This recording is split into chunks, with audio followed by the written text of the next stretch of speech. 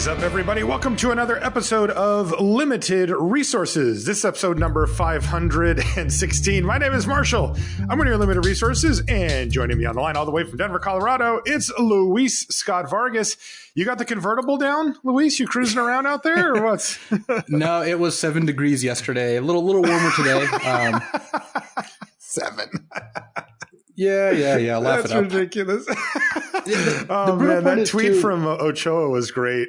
Well, the problem is, you're in Seattle, so I really can't say anything. When people from California make fun of me, at least I'm like, at least my state's not burning down because, and I have power because California's in a bad state. Between wildfires and the fact that PG&E is just shutting down large swathes of people's power, it's not great. But yeah, I guess the brags do sort of fall a little short in that scenario. But it's actually been cold here too. It's nice and to crisp. be honest. Yeah, crisp. Well put. So this week we've got a two-parter here. First part of the show is going to be Sealed revealed. Nice. I like that. We're going to be doing our Sealed deck episode for Throne of Eldraine. And then in lieu of a crack a pack, we're going to be doing one of our draft walkthroughs. And I am once again going to attempt to record it and integrate it into the video. And if you've noticed, by the way, for those of you that like to watch the show on YouTube, it now features card images. So when we do the crack a pack or when we talk about a card, the image will come up on there. And you can see it. That's, of course, just one of the great things that is really a direct result of the Patreon. I've been trying to kind of up the game on the video side for us. And the better that gets, the better I can do that. So thanks to everybody who supports us on Patreon. That's patreon.com/limited resources. The show is also brought to you by Channel Fireball. ChannelFireball.com is the place to go for everything you need. And they can come to you as well. If you'd like to sign up for the newsletter, it's easy to do. You can go to channelfireball.com/newsletter, and there's, in fact, 3 different ones that you can choose from. It just gives you a simple checkbox, and you can just say, I want this one, this one, this one, and hit submit, and you will be signed up for the newsletter. If you sign up for all 3, you actually get a bonus. What? What do you get? You get 3 newsletters a week. Yeah, that's not a bonus. That's not a bonus. They already signed up for all 3. No, look, I feel like you're now, like, you represent Channel Fireball. That's true. That's true. I gotta watch my words. Yeah, like, dude. Well, look, but, I do write one of the newsletters every week. It's about whatever kind of catches my eye that week, and it's basically just like a mini article that just doesn't go up on the website. You got to get it through the newsletter. Like, for example, the Taking Turns modern deck. Before I played it in the modern video, I actually wrote a newsletter about it, and I'm like, this deck looks pretty cool. I'm going to try it next, and then I did, and it was great. The other 2 newsletters are Eric Levine writing about Commander and Matt Nass writing about Modern, though we might have him delve into Pioneer now that that's a thing as well, because, Pioneer is exciting, but that's a whole nother story. Yeah, you should have him do some of both. But you can get that at channelfireball.com/newsletter. And while you're over at CFB, go to channelfireball.com/buy list. And this is if you want to sell your cards back to CFB. Really great setup here. If you trade them in for store credit, you'll get a 40% bonus, which is just like absurd. 40% back. If you are going to end up spending that money on Magic cards down the road, a box of the new set, some singles you need for your new Pioneer deck, whatever it is, this is the way to do it. That 40% goes a really long way on what is ultimately often just a pile of rares that you don't really need anyway. So channelfireball.com/buy list and channelfireball.com/newsletter. I have one more note, especially since Oko's kind of running rampant in standard. We do have a ban list guarantee where if a card you buy from us gets banned within 30 days, you can send us back the card and we'll give you its value, what you paid for it, in store credit. So, really, So that's cool. Yeah, and it's kind of our way to help protect the customer from the increasingly often amounts of bans here. So we want you to be able to buy with confidence. We would hate for someone to not only not buy a card, but also just not get to play Magic because they're worried about pulling the trigger on something. And this gives you some amount of security. Of course, it is in store credit, but you do end up getting your full value back. Yeah, and it makes sense, though, because if I spent the money on the card because I wanted to play the format, I probably still want to play the format. I just can't play the card, right? So if I'm getting the store credit, then I can just switch it over to something. That is awesome. Is that count for Pioneer as well? Yeah, we're going to have to keep an eye on it because Pioneer's recently announced a ban list literally every Monday. They're not saying they're going to have action every Monday, but if it becomes too much, then we might have to revisit it. But for right now, that is the guarantee. And we will, if we ever change that guarantee, we will let the 30 days run out before anything happens. We're not going to. So you're always covered. Yeah, we're going to make sure people know about it. All right. Well, that is awesome. What a cool addition there. So yeah, make sure you check out everything going on at CFB, Team CFB, etc. Okay, Luis, first things first, we got to get into Sealed deck here. We actually meant to do this last week, but didn't have any time to run a bunch of Sealeds, but now we have, and let's get into it. This Sealed format's pretty cool, and it does follow a lot of the trend lines that you'll see for typical Sealed formats, with a few exceptions to that. So what did you find out when you were doing your research? So the first thing I want to talk about is the method I used, because I think it was a good one, but I want to let people know kind of how I approached this and what I decided to do. Normally for our Sealed episodes, you and I build some Sealeds, play probably a round or two of most of them, and get, depending on the time, in the vicinity of like 3 to 5 in, right? Sometimes it's been more, but it's usually not like 15 or 20. That's a lot of Sealed. So what I decided to do this time, after building and playing one Sealed on Magic Online, I decided, well, you know what I'm going to do? I'm going to go to a Sealed deck generator, and I'm just going to build a bunch of Sealeds and keep track of all the colors and the cards that stood out. And I think that gives us, a better data pool to go from, because what we're looking at isn't necessarily like how every single, like what our records are with all the Sealeds. It's what do we build, and if there's anything that really stands out, which there definitely was. So my results from building 15 Sealed decks, I played blue 11 times, and like I said, these results were pretty indicative.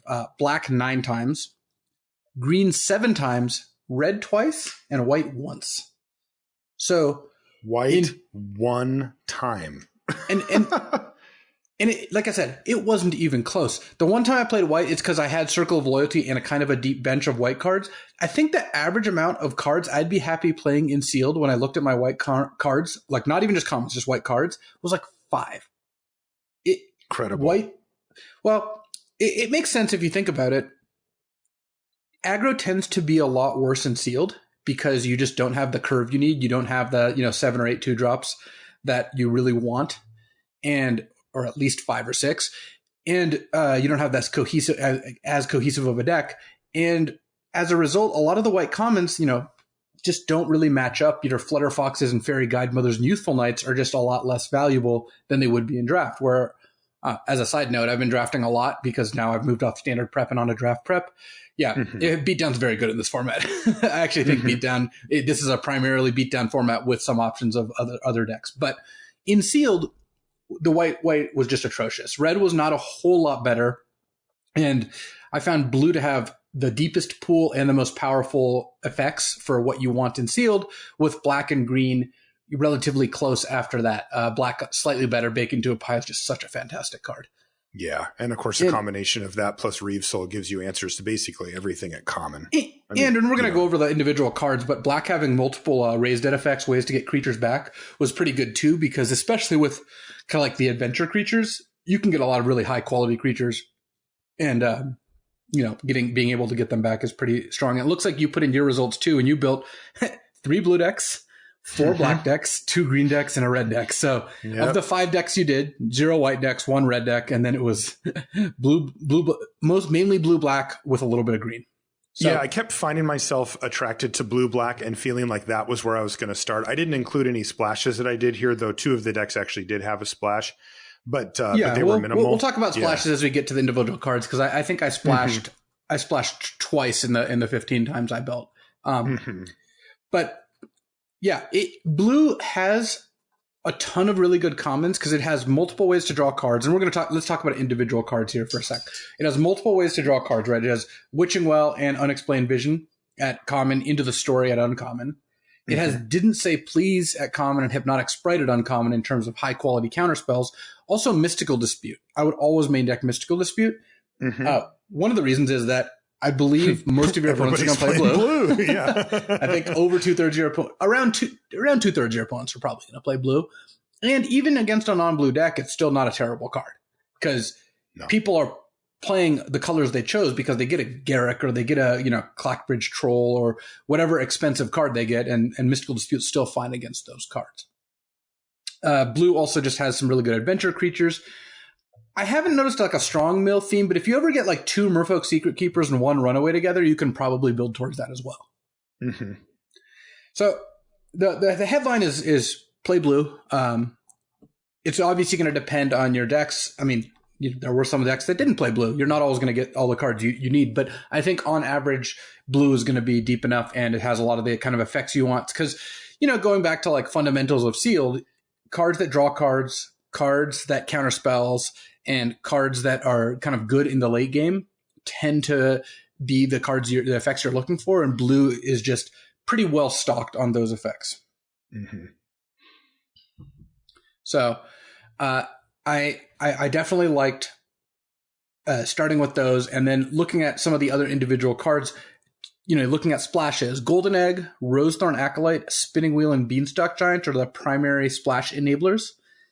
I don't know how excited I would be I guess at Rare Fabled Passage. I don't know how excited I'd be to splash with no fixing. I would try to avoid that. But sometimes you just have cards that are too good, right? That like you have you open Garruk, but the correct build is blue-green or blue-black, and you want to splash Garruk. Well, you probably still should. You should play your like 2 to 3 forests and just play 18 lands and just have a slightly less consistent mana base, but you've got this 10 out of 10 card. Right. Exactly. And then looking at some of the individual black cards that are so impressive, Reaper of Night and Memory Theft, 2 hand disruption cards. Again, these go up in value. This is something you noted as well. And Foreboding Fruit as another way to draw cards is another way to kind of get an advantage. The one drawback to this method of preparation is I'm a little questionable on Revenge of the Ravens. I think I would probably play it, but I can imagine sealed decks that don't care about it very much. Yeah, I think it would be the type of thing that you'd probably want to main deck, but be very keen on taking it out if it seems like it's not going to be a card that's going to have a big impact, which it very well might not. You're just not going to face that many small creature decks in sealed, like you might in draft. Right. By the way, the Reaper, that card, we already like it, and it just seems absurd in sealed, right? I mean, like if you're not keeping that card in mind at all times, like when you're thinking about whether to play a land that you just drew for the turn that you might not really need or whatever, whether it's time to just empty out the cards in your hand or something, you are always going to be, I think if your opponent is playing black, you should always be considering that because it's common and they're going to play basically all of them that they can get because it just ends up being a 3-for-1 if they get to go off with it. So yeah, I think that's going to have a big impact on sealed. I think that Reaper is like the perfect sealed card. Like if you were looking at a card like what are my top 5 sealed commons, Reaper would be up there. I mean, sure, you'd rather have Bacon to a Pie. That card's kind of like untouchable, right? But I think Reaper might be second. It's exactly right what you want. Yeah. And the thing is, I just don't want any of our listeners to get caught off guard, right? Where you're like, oh, well, I just played my land and then they Reaper away your 2 cards and you're like, oh, it's like you should always, always, always be considering that card if your opponent's in black and doing what you can do. I mean, part of the raw power of it is it's just 2 cards. Like it's like sometimes you can't really do anything about it and they just get you with it. But if you could have, you don't want to kick yourself and go, oh, right. Reaper of Night exists. Well, yes, it does. Let's give a crash course on playing against discard 2s like Mind Rot / Reaper effects. Try to keep buffer cards in hand. So that means don't play your 7th land if you don't need it, if you have other cards in hand you haven't used. Also, sometimes you even want to do something like hold a 2-drop in hand if it's not going to affect the board. Because imagine that you have in your hand a splashed bomb you can't cast yet, or a piece of removal that they haven't played a really good target for it. You have a Bacon to a Pie, and their board is just stuff you can already deal with that you don't, and they have like something good to hit with it. Mm-hmm. Yeah, consider not playing a land or not playing even a creature to protect that thing. The other side of it, though, is if you get low enough, try to play everything out so you have no cards in your hand. So that means sometimes playing out a card even a slightly before you wanted to, or not at the optimal time because you don't want to get hit by Reaper, because I do fear the Reaper, as it turns out. Getting hit by that is pretty brutal. And then know the tricks like bounce. Like if you have Reaper, Runaway Together is a really effective combo with it. You bounce if you like cast your Reaper, you're like bounce my Reaper, bounce your creature end of turn, you go up to 2 cards, cast, the whatever, Fear of the Reaper, whatever it's called. Yeah. I forget what it's called, actually, but yeah. Well, they did a really good job on naming the adventure cards because the primary name is just the creature, and that's so much easier to remember. So, yeah, it's yes, Fear. Harvest Fear, right. So I do know that like Swift End is what Murderous Rider does, but you say Murderous Rider, everyone kind of understands. Yeah, that's true. So yeah, that's very good. And kind of piggybacking on that, Covetous Urge, the blue-black hybrid that lets you steal a card from their hand or graveyard is fantastic. And the hybrids in general are pretty good. Though Covetous Urge is, I think, just the best one in Sealed. But it also happens to be 2 of the better colors. But any of the hybrid ones are a draw into that 2-color combination. So if you open, a blue-green hybrid or a black-green hybrid, that pushes me a little more towards wanting to play that combination. What I don't want to do is try to play most of these in, like, playing a Covetous Urge in a black green deck or a blue green deck or a red blue deck or whatever is not as appealing because then it's just a quad color card. And in draft you can draft mono. In Sealed you just can't be monocolor. It's basically impossible. You'll just never get enough cards. Right.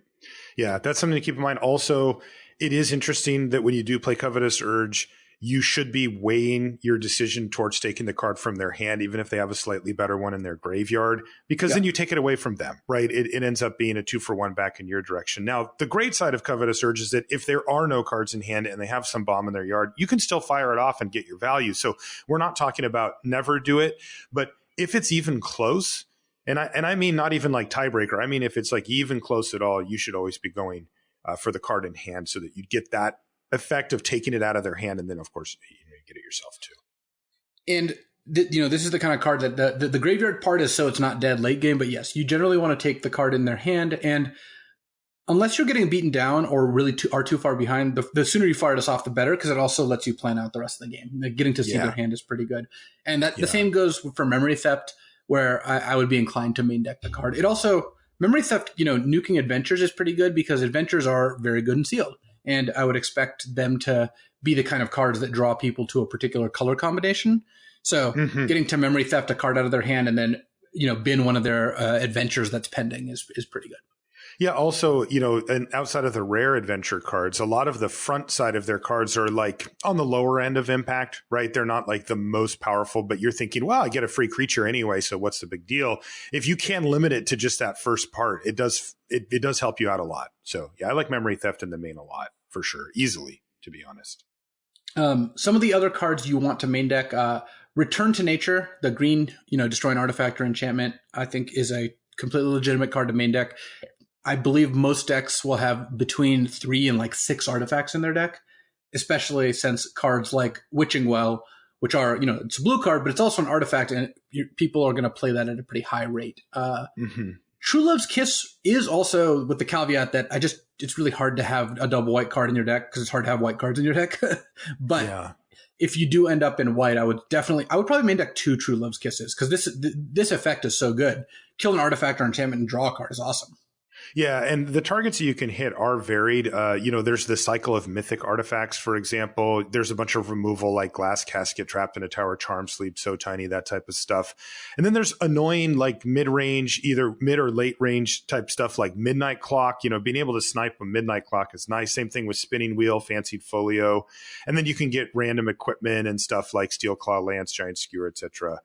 If people actually play Giant Skewer, and then like Revenge of Ravens if it matters to you, etc. There's a lot of good targets, and it's definitely worth playing. I think I agree with you. I like the first Return to Nature, and then if somehow you open up 3 awesome rares in white and enough to support it, then and you get a True Love's Kiss or even 2, you could play them. But yeah, it doesn't seem likely that you're going to want to play that much white. Because one of the things to note is that these the mythic rare artifacts like the Great Henge, these are the kind of cards that draw people to a color because they're just so powerful. So having answers to them is pretty nice. And it's bolstered by the fact that there's a ton of common and uncommon artifacts. Like a lot of people are just going to have random 2/4 scarecrows in their deck because that's just what happens in Sealed. So, Spinning Wheel is a card I'd play in every single Sealed deck ever. So having an answer to it is pretty nice, especially a True Love's Kiss, which gives you an advantage as well. I would main deck 1 Fell the Pheasant. I don't think you want to main deck 2 because even though blue is a very played color, blue's flyers actually still kind of bad.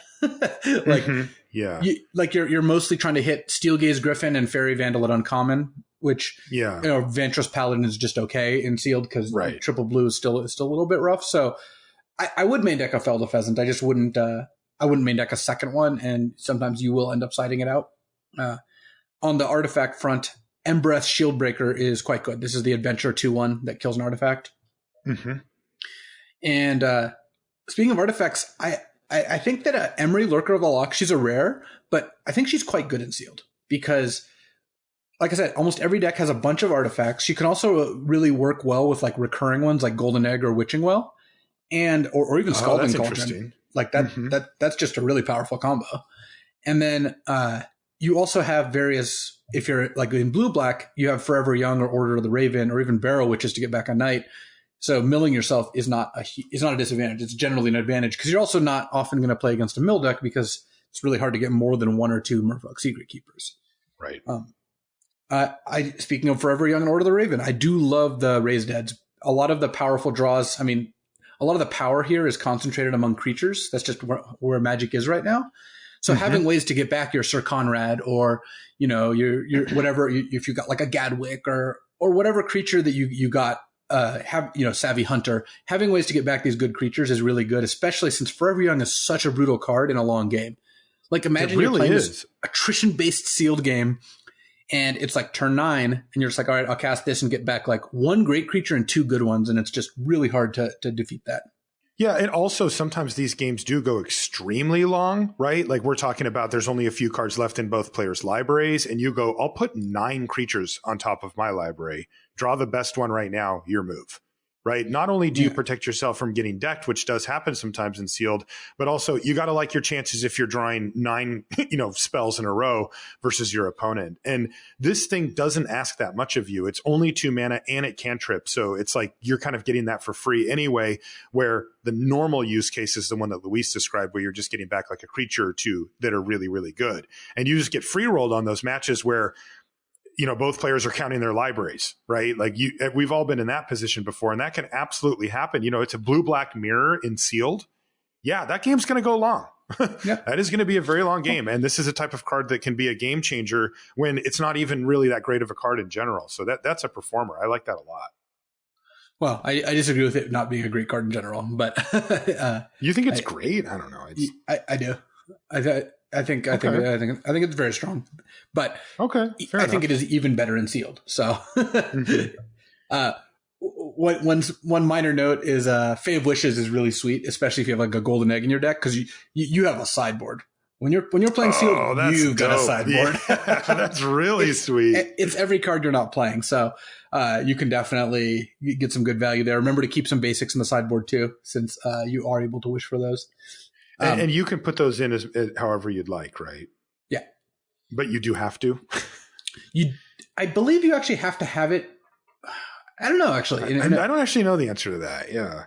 Yeah. I guess obviously do it. Because I'm fairly sure you could call a judge and ask for a basic plains to wish for, because in between games, you can ask for a basic land and they'll bring you one, right? So it stands to reason you'd be able to do it then. One of the rare I wanted to touch on was Dance of the Manse. This is the white-blue X. Bring back X artifacts or enchantments that aren't auras. I've had actually 2 of the 15 builds. It looked pretty good. I only ended up playing it in 1, but I think that it's the kind of card that is something worth considering. It's not a card that you think of all that often, but looking at it with I just had a build that had 2 Witching Well, 2 Golden Egg, and 3 other artifacts I wanted to play, and I'm like, I feel like if I just put this in my deck and then played it late game for 8 mana and I got 3 artifacts back that as 4/4s and drew 2 cards or something, that would be pretty good. Mm-hmm. And well, that's awesome. But what's like a lowercase? Like what about just getting back one thing? I think you would need to have a confidence that you can reliably get back 2+ things before I'd play it. Okay, but that's the line for you. All right. But I mean, in sealed, I am looking for 8 mana win the games. These are the kind of cards that I do want. Yeah, for sure. Yeah. So I'm just wondering what the bailout plan is, when it's not like that. And it seems fine. I mean, if your worst case is 4 mana, draw a card, get a thing back, it's not the end of the world either. So to kind of to summarize this, blue seems by far the best color, followed by black and green are probably like the secondary colors that you're going to be. Mm-hmm. But you're going to be some combination of Sultai most of the time. You're infrequently going to be red and rarely going to be white. And obviously some decks are going to be any combination, but I just think that blue, green, blue, black, and black, blue black, green are the three most common color combinations. And I'd be shocked if that weren't the case, even if you did 30 more.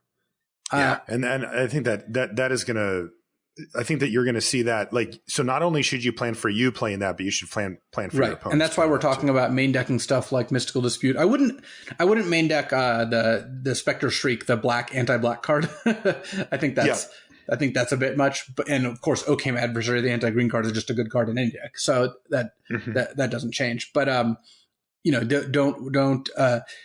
don't worry about always main deck Mystical Dispute and expect to play against hand disruption and counter spells. That's going to be a lot of what's going on there.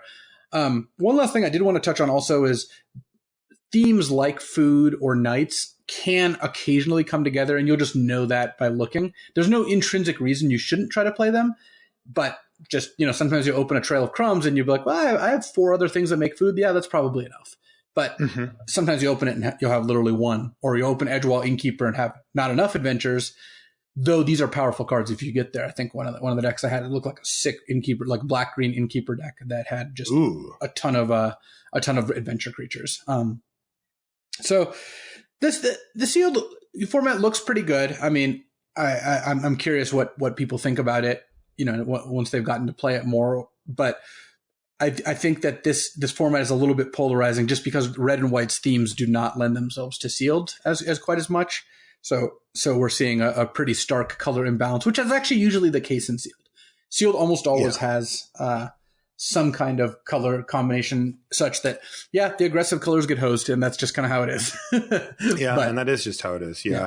One of the things, big picture that I want to leave our listeners with as well is to focus on impact.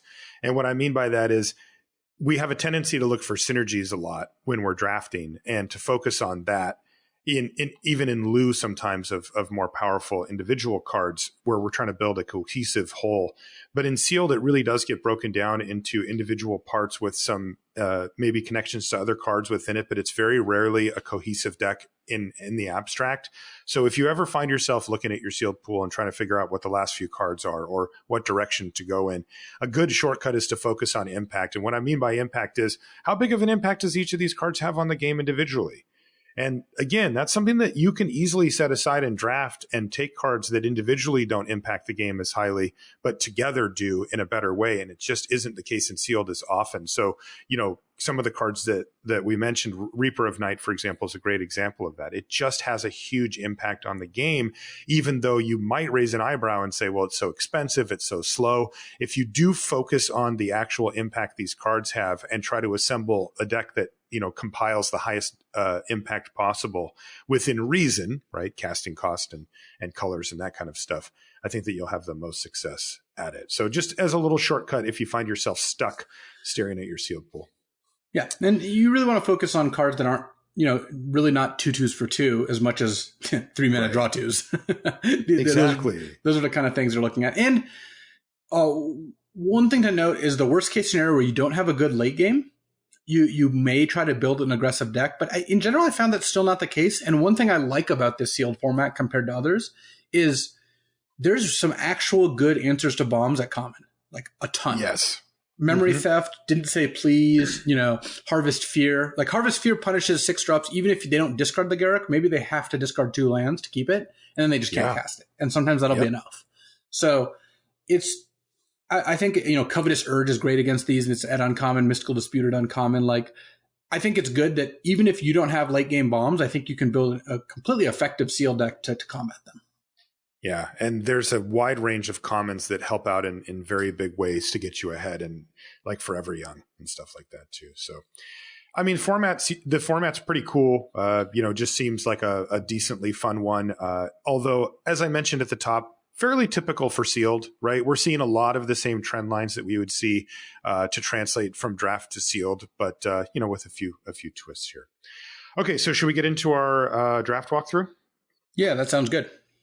Okay, so the idea here is, and this is going to happen regardless on the audio version of the show, so don't worry, this exists either way. But also, I am attempting to do a recording of this that would be embedded into the video version of the show that goes up on YouTube as well. The video doesn't feature like Luis and I or anything like that. It just basically is the audio version with pictures, but this one might have a video in it if I can get it to work.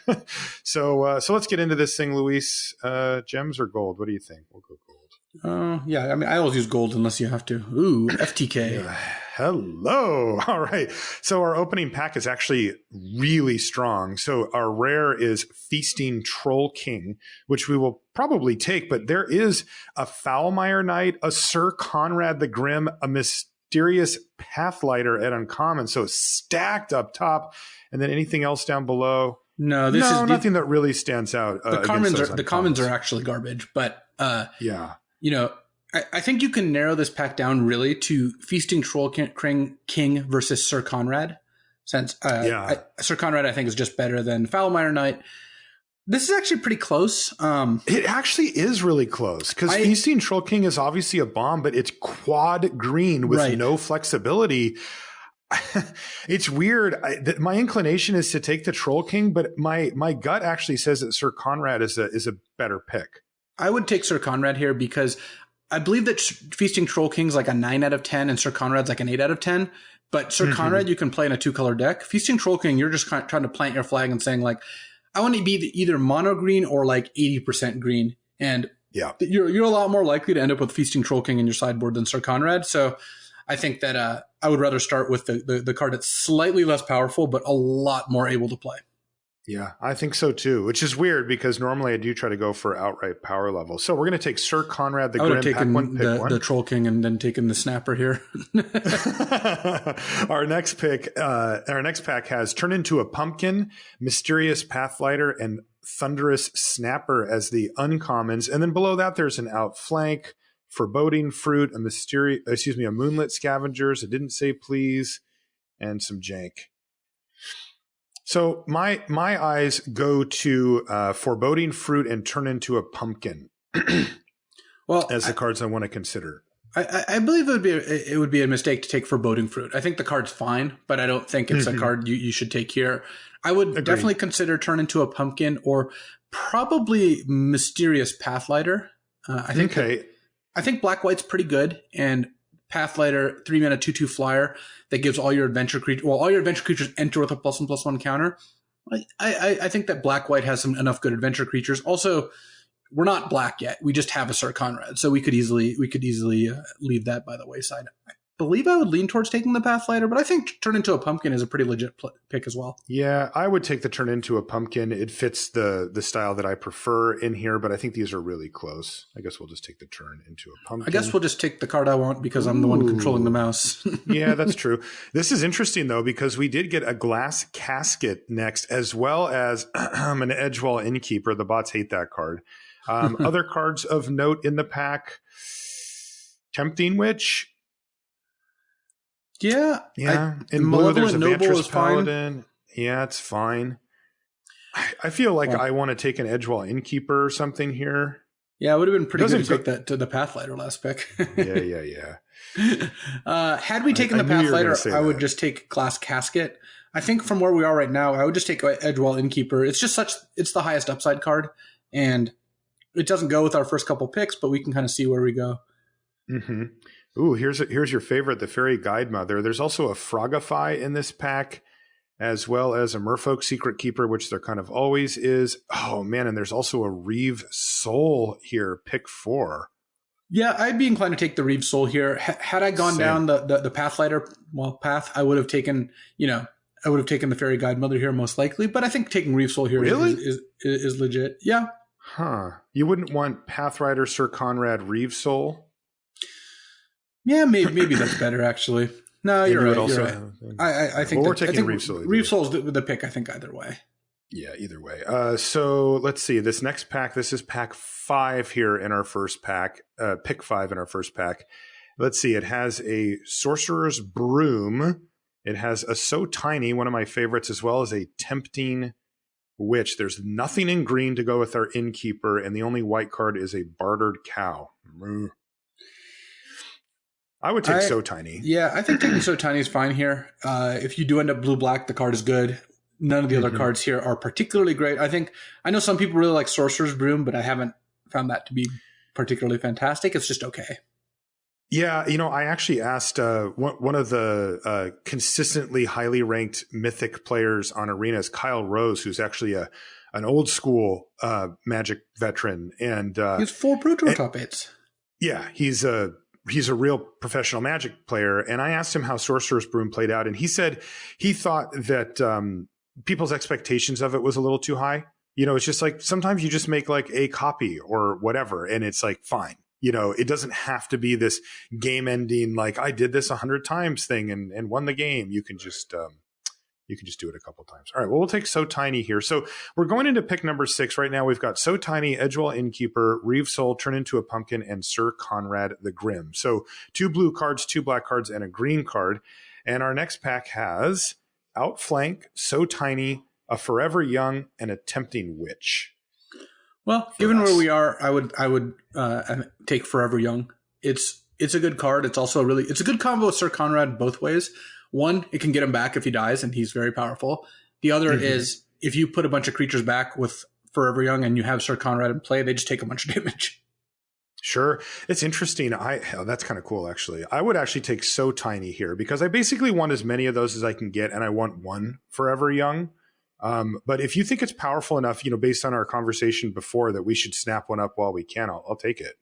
Yeah, I would recommend taking Forever Young here. Note that I think. Do it. Oh yeah, most likely I would have been white-black here. Like the last 2 picks had some decent white cards, so I think there's a pretty good chance that I would have just been. Well, no, the last 2 had Bartered Cow. Well, the last pack had Outflank and Youthful Knight. Those are both cards I like playing. Those ones are fine, yeah. And then it was Bartered Cow, the pick before that. This one has Fairy Guidemother, which I definitely take here. But given where we are, I would still just take the second copy of Forever Young you were looking for. Yeah. The other cards in the pack are Wishful Merfolk and Mistford River Turtle, as well as a Memory Theft. But yeah, we'll just go for Forever Young, number 2. All right, well, this is pick 8, and of course, there's a Merfolk Secret Keeper here, and it's also the only blue or black card, so I'm going to snap it off here. Now, this is our wheel pack here, so this is pick 9, what we opened, and unfortunately, there's really nothing left for us. There's a Corridor Monitor, and this pack, as you mentioned, had a bunch of junky commons in it anyway, so we didn't really expect to get anything back. Yeah, there wasn't anything coming here. Corridor Monitor. All right, this is pretty good, though. Pick 10. We have a Didn't Say Please for our deck. Although of note, there is an Outflank in here, which is a playable to go along with your white That's deck. what I would have taken. I think I would be on an aggressive white-black deck here that has a Reeve Soul, a Sir Conrad, a Forever Young, and a bunch of aggressive white creatures. So I know that's where I would be had I been the one with the mouse. But I think we're in pretty good shape, though. This deck, it looks pretty good to me. Yeah, we have here. I'll finish off this pack. I'll take a Henge Walker. I'm just kind of going through the last few picks here. A Lockthwain Gargoyle, and a Spectre's Shriek. And then a Return to Nature is our last pick. So to clean up our playables here, so that we can get an idea. What is going on? There we go. To get an idea of what our deck actually looks like going into pack number 2, we have Merfolk Secret Keeper, So Tiny, currently a Corridor Monitor, 2 copies of Forever Young, a Reeve Soul, a Didn't Say Please, a Henge Walker, a Turn into a Pumpkin, and a Sir Conrad the Grim. Yeah. So we're looking at kind of unsurprisingly, a blue-black control deck splashing Garruk. Yeah. So pack 2, pick 1, Garruk Cursed Huntsman we've opened up. Ooh. Funnily enough, I think I would still take this even if I was white-black. It's just the Garruk is too good. And at single green in either of our decks is pretty easy to splash, though I know that I'm going to stop mentioning the white-black deck now after this pick because it doesn't really matter now that we've passed those cards and we're getting different cards back. I mean, maybe giving the bots too much credit, but I think at that point it's just not that interesting to look at. Right. So the interesting thing for me here, so in this pack, there's nothing competing with Garruk even close. The best cards for us are Moonlit Scavengers and Forever Young. Not great. But what if there was a bacon to a pie in this pack? We're still just taking Garruk, right? Oh yeah, I would just take Garruk. I think if you were white-black aggro and you open Bacon to a Pie and Garruk, you could actually justify Bacon to a Pie. But a blue-black control deck cannot justify passing one of the best win conditions, especially in a deck that's going to stall out the game, have card draw, and it goes nicely with the next card here. We have a pack with the two pertinent cards being Revenge of Ravens and Reeve Soul. And my inclination is to take Revenge of Ravens here. Yeah, mine is too. I think that you can make an argument for Reeve Soul that would be reasonable, but I think that the ceiling on Revenge of Ravens is just way too high to pass here, and it fits our theme really well. So we'll take a Revenge of Ravens over a Reeve Soul with no really other great options in the pack. This next one's kind of interesting. It has two of the quad-colored hybrid cards. It's got Fireborn Knight, which is a red-white one, and it has Oakham Ranger, which is the green-white one. There's also a Lucky Clover. Oh, yeah? You don't like it? I do not think Oakham Ranger is a particularly good card, no. It's just too much mana for bring back? Paying 4 mana to make 2 white 1/1s isn't very good, and then you have to pay 4 mana for a 2/2, which then, if it survives, can then tap to give your whole team +1/+1. I have not been impressed. It seemed powerful, but that was before we knew that you didn't really have these built out boards that often. Right. Here, our other options are So Tiny and Foreboding Fruit, and I like So Tiny here. You got to take So Tiny here. Yeah, Lucky Clover's interesting, but not really necessary in these decks. No. Once you're trying to draft this controlling blue-black deck, you just have to be in for taking a lot of So Tinys and Reeve Souls just so you can survive to leverage your more powerful cards. Exactly. Our next pack, which is pack 2, pick 4, has Charmed Sleep and Opt, as well as Barrow Witches in our colors. There's also an Improbable Alliance at uncommon. But I just like taking a Charm Sleep here. Yeah. I like Opt. I always try to fit Opt in my deck if I can, but Charm Sleep's definitely the card you want here. All right, so Charm Sleep, and that moves us to the next one where we've got some good choices here in pick 5. It's Animating Fairy or Charm Sleep or another Merfolk Secret Keeper. We have one artifact, though it's already a creature, and it's not likely to make the cut currently. So Animating Fairy a little worse in that scenario. I think if we didn't have Garruk, I would lean towards taking Merfolk Secret Keeper because we already have Reeve Soul and Charm Sleep and 2 So Tinys and a Revenge of the Ravens.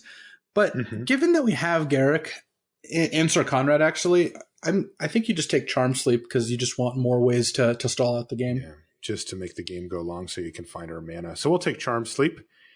Next, we've got Tome Raider. Lash of Thorns, not so much. Shambling Suit. There's also a Shine Chaser. I would just take Tome Raider, though. For sure. All right, easy Tome Raider here. Next pack has a Didn't Say Please and a Corridor Monitor, and then a bunch of white and red cards.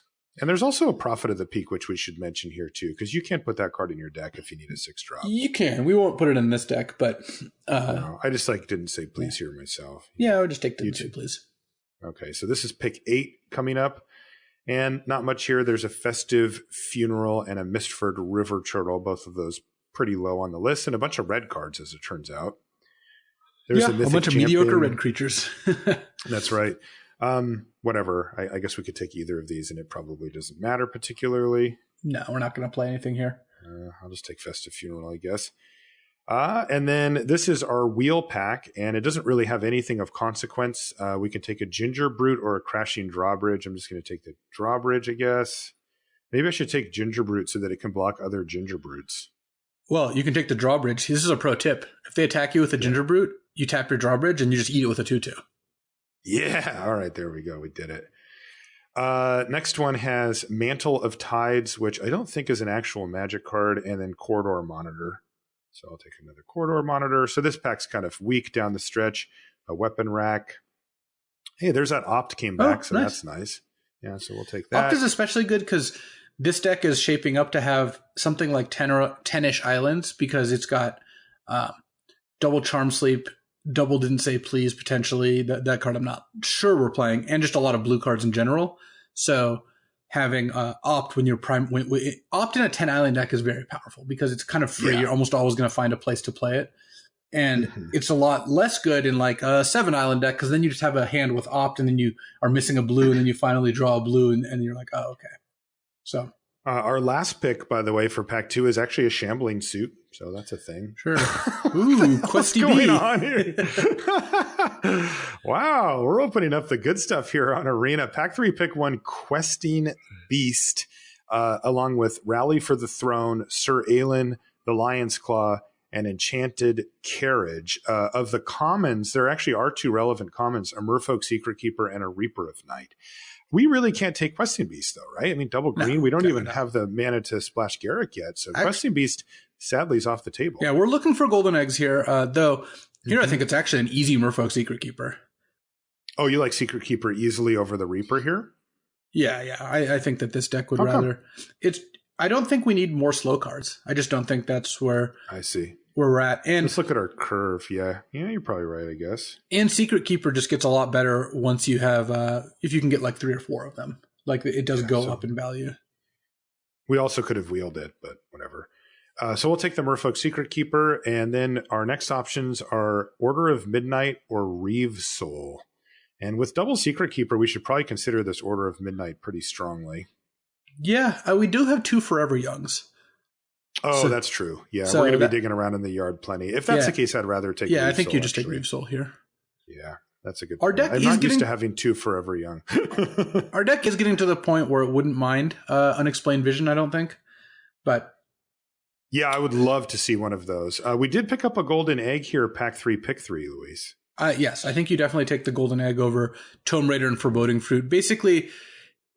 or Sorcerer's Broom. Basically, instead of paying 3 mana to like draw a card or draw a card and make or draw 2 cards or draw a card and make a 1/1, I'd just rather play the cheap fixer. So Golden Egg, I think, has to be the pick here.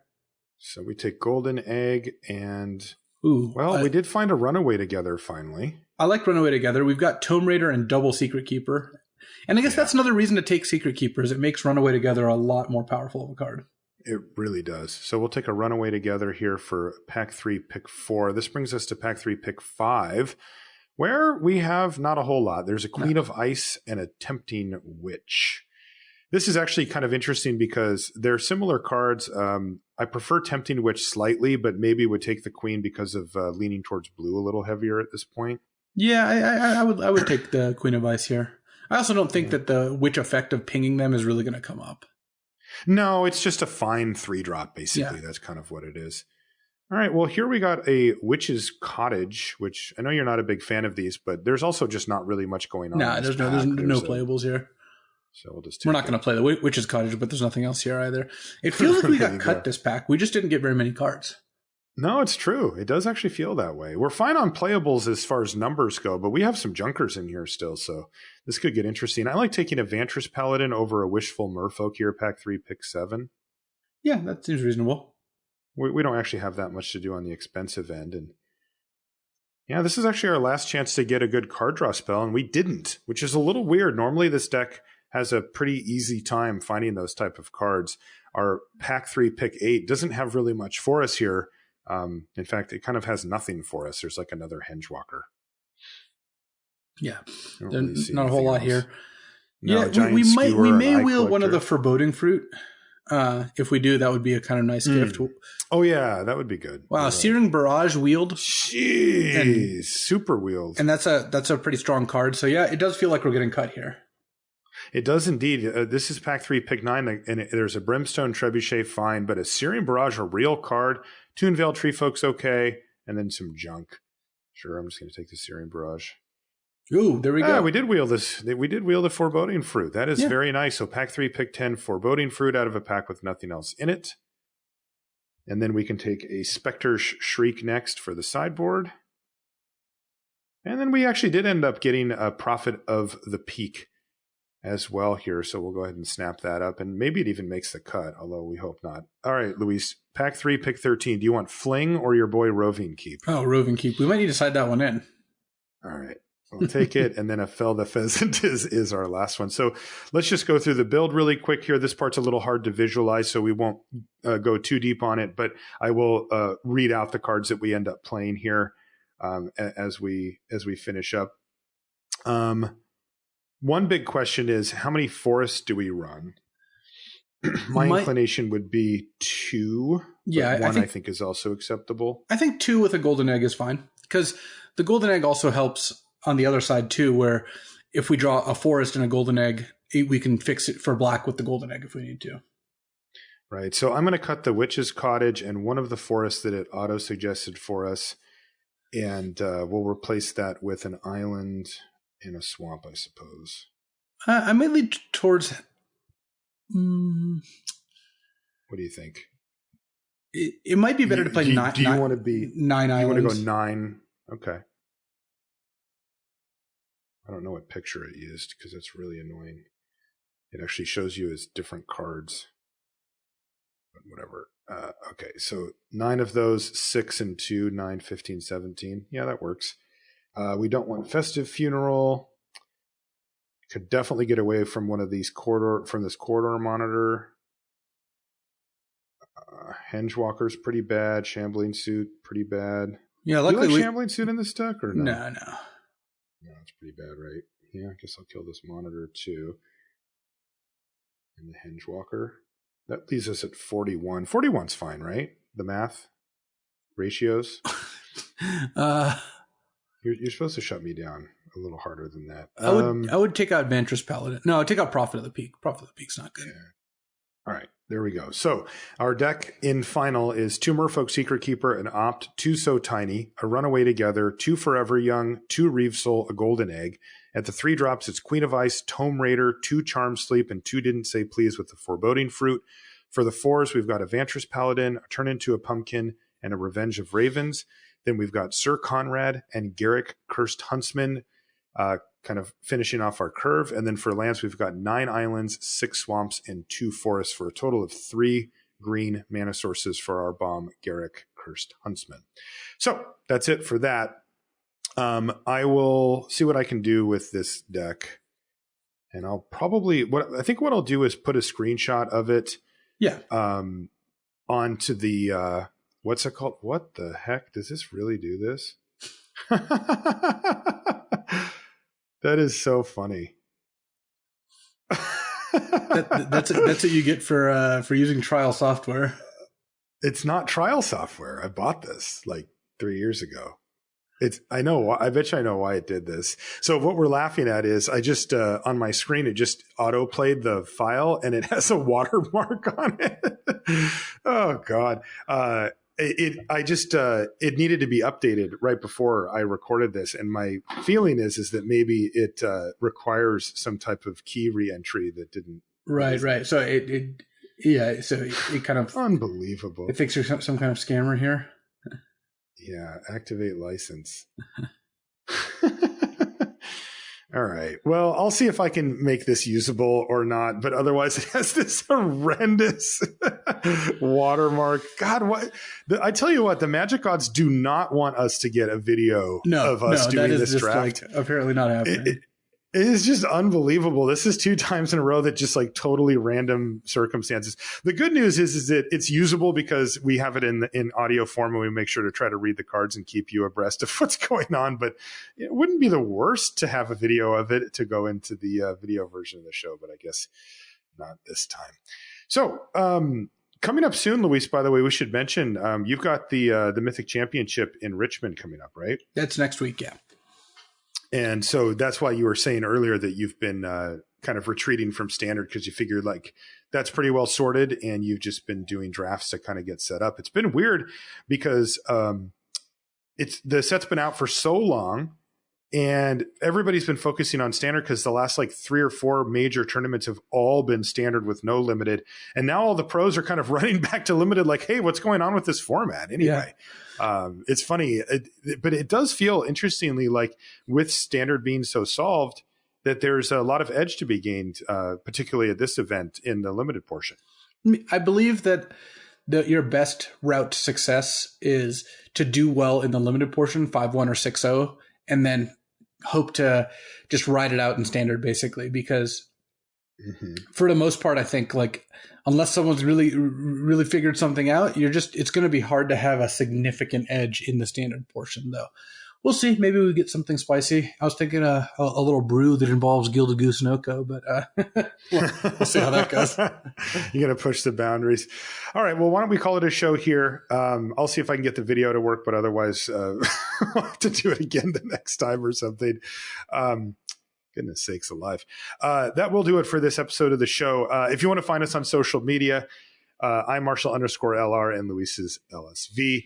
Of course, you can find all things related to the podcast at lrcast.com with links to everything. And I mentioned it before, but some people like to watch the show on YouTube. But you can find it hopefully everywhere that you need to find it. Google Play Store, Apple stuff, any podcast app, you can search for it and find it. You can download it directly from lrcast.com if you like to just manage the files yourself. You can also stream it on lrcast.com or on Channel Fireball through the embedded stream thing there. You can get it on Spotify, which means that you can get it on all the devices that you have that are connected to Spotify. You can get it on Pandora as well. I think that's it, but there's probably more. Stitcher. You can get it on Stitcher as well. So basically, we try to make the show as widely available to you as possible so that you can listen to it wherever and however you want. So keep that in mind if you're looking around and want to find new ways to interact with the show. Otherwise, yeah, that's going to do it for this one. Thanks so much for hanging out. See you next week. So I put together a list earlier today. I was just, for whatever reason, of what I believe the top 5 least fun cards are, the most zero-sum fun cards. And so my list. Ever? All time? All time. Oh, yeah. So my list is Winter Orb. It's a 2-mana artifact that says players can only untap 1 land per turn. This card is... Playing against this card is like an exercise in frustration because you imagine you like tap all your lands for a 6-drop and your opponent's like, okay, I'll counter that or bounce that or kill that and then play a Winter Orb. And now you're like, okay, I'm going to untap 1 land. Next turn, 1 more. Next turn, 1 more. Next turn, 1 more. Finally, I get to play my 4-drop. And they're like, okay, I'll kill that with a 1-mana spell. And you're like, okay, next turn I'm going to untap 1 land. It's just exceedingly frustrating to play against, and it was a really good card back when Magic first started. Like this was pure misery. It was a card that was in a lot of popular decks. Speaking of another old card, Stasis might be even worse. It's an enchantment for 1 and a blue. It says players skip their untap steps. So not even untap one land. You don't untap your creatures. You just don't untap anything. But the thing that makes it fair, though, is the controller of Stasis has to pay 1 blue mana on their upkeep or Stasis is destroyed. Now, the first time I saw Stasis as a child, I was like, well, clearly they let you untap the 1 land to play this to pay for the Stasis every turn because otherwise it just wouldn't even make sense. Like it would just go away. So that's how me and my friends played it, though we didn't really have optimized decks, so it didn't matter that much. Oh my God. But the pure misery. Yeah. But the decks that did use Stasis were these like mono blue decks that would be like, Stasis, you can't do anything, you can't do anything, you can't do anything. Oh, I'm about to run out of lands. Pay 2 mana, boomerang, bounce it back to my hand. Untap all my lands, replay Stasis, now you're locked down for another 10 turns and you know it. It also was combined often with cards that, there was a card called Kismet, which is an enchantment that said all your opponent's stuff comes into play tapped. So Stasis and Kismet, you knew you would never get to do anything the entire rest of the game. How did those decks win? Well, the Winter Orb decks often won with like Black Vice, the Stasis decks as well, which is an artifact that said if you have 7 or more cards in hand, or for every card above 4, you take 3 damage, or you take 1 damage. So if you have 7 cards, you take 3 damage. And so because you can't play anything, you eventually die to Black Vice or get decked or some other hideous method of killing them. It didn't really matter. Yeah. Smokestack was another one. This is a 4-mana artifact. The beginning of your upkeep got 2 triggers. Well, the beginning of each player's upkeep, they sack a counter or sack a permanent for each counter on Smokestack. That's 1 trigger. The second trigger is on your upkeep. You're the controller of Smokestack. You can choose whether to increase the number of counters on it. So what will happen is, you play it, nothing happens on their turn. On your turn, you add a counter to it. Then on their turn, they sack a permanent. Then on your turn, you sack a permanent, and you can then choose to add another counter if you want. If you do, now they're sacking 2 permanents, and then you are. But the decks that played Smokestack had obviously ways to break the symmetry, which is You had Crucible of Worlds, so you could replay lands. You keep sacking them. You had a Goblin Welder to weld out. Like you'd up Smokestack to 3. They'd sack 3, which is usually like the rest of their permanents, and then end of their turn, you'd weld out the Smokestack and in for something else, and then play another Smokestack and just keep locking them down. Of course, decks that played Smokestack also played cards like Trinisphere and Sphere of Resistance that made spells cost more. So you're noticing a theme here, I think, which is your opponents don't get to cast their spells, but they're still playing the game because none of these cards intrinsically end the game. Which is I thought the theme was fun. I guess I missed the net fun, zero sum. I am having all the fun. Yeah. You're having none of the fun. Yeah. If you have none of the fun, that by definition means I'm having all of the fun. So then we've got Sensei's Divining Top, which this is a little different. This is, the 1-mana artifact. You can pay 1 to rearrange the top 3 cards, and you can tap it to draw a card and put it on top of your deck. Seems kind of innocuous, actually, if you the first time you see it. The problem with Sensei's Top is, first of all, it enables heinous cards and decks like Miracles and the like very like Counterbalance, that kind of thing. But second, have you ever played against someone with a Sensei's Divining Top in play? Oh yeah, they're it's so slow. They're like, all right, end of your turn, I'll top. They look at their top 3, they think, they put them back in order, they untap, then they're like, upkeep, I'm going to top again. Yeah, they always do. Then they draw the card, and they're like, oh, I've got 10 mana, okay, I'm going to top again. And it's just like, stop. I don't want to play this game. This sucks. Top got banned partially just due to pain reasons in some formats, not even necessarily power level, though it was a very powerful card. And then lastly is the most recent addition to the list, Nexus of Fate. This is the 7 mana, take an extra turn, shuffle this back into your deck. I've been playing a Nexus of Fate deck in Pioneer, and I think the deck's very good and extremely unfun to play against. It's a blue-green deck that uses Wilderness Reclamation Nexus, kind of like the old standard decks that led to Nexus getting banned in Best of 1, by the way. And you know what's awesome is like the way you kill them is 1 copy of Lumbering Falls. 1 Lumbering Falls. It's 1 Lumbering Falls is the win con. And I had a game yesterday on stream where my opponent made 4 zombies, right? They were playing some Field of the Dead deck. And I have my 1 Lumbering Falls. And everyone's like, how are you going to kill them? How are you going to kill them? I'm like, I got this. Attack with my Lumbering Falls. They're like, okay, double block. I'm like, okay, my Lumbering Falls dives. Tameo, -3, get back Lumbering Falls. Play Lumbering Falls. Okay. And I'm taking all the turns at this point. I'm like, attack with Lumbering Falls. They're like, okay, double block. I'm like, okay, you're down to 2 zombies. Lumbering Falls dies. Plus Tameo, plus Tameo, plus Tameo. I have no cards in my deck except for Nexus of Fate at this point. I just plus Tameo, take 3 more turns. Okay, -3, get back Lumbering Falls. Attack with Lumbering Falls. Oh my god. They're like, okay, double block. I'm like, okay, you're down to 1 zombie. Plus Tameo, plus Tameo, plus Tameo. Lumbering Falls. Oh my god. I was actually having fun, but I wouldn't blame my opponent for not. You were having all the fun as it turns out. Yeah, exactly. And the brutal part too is because it's Magic Online and I have a clock which is running down, if my opponent's best chance to win the match is to continue playing the game. Like this isn't this isn't a situation where it's like, well, it's game 2. I'm up a game here, but I want to concede so we have time to play game 3. This is like, well, you're running down your clock. I guess I should just wait to see if you time out. Spoiler, I did not time out. So yeah, it was something. And I think Nexus also messed up Standard pretty badly when it was legal. That card, for such a recent card. Look, we're not going to get into Oko here. I don't think Oko intrinsically is as unfun as any of these cards, even if he's having a pretty horrendous effect on Standard as well. But yeah, so I think that a key part of Magic is being able to interact and play the game. These cards all take away your opponent's ability, either by not letting them cast their spells, not letting them take any turns, or in the case of Sensei's Top, just you use up all the time, I guess. So, yeah. But it was fun taking a look at these cards. And there's a lot of cards that could have made the list, but didn't quite. Your Bridge from Below, The Abyss, Wasteland, Rashaden Port, Armageddon, like a lot of pretty nonsensical cards, but. That was my top 5, and it was pretty fun putting the list together. More fun than probably playing against the cards.